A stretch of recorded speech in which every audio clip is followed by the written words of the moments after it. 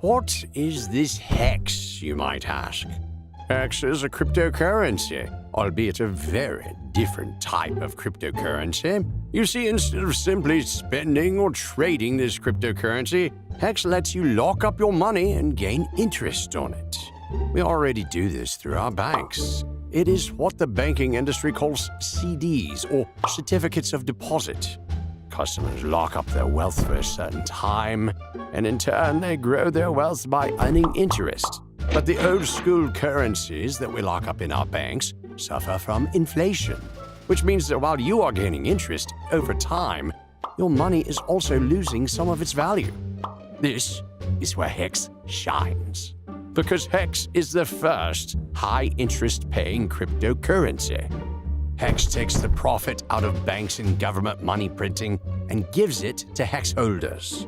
HEX is actually designed to increase in value. In fact, the value of a single HEX token has multiplied by more than 80 times within the first handful of months it was launched.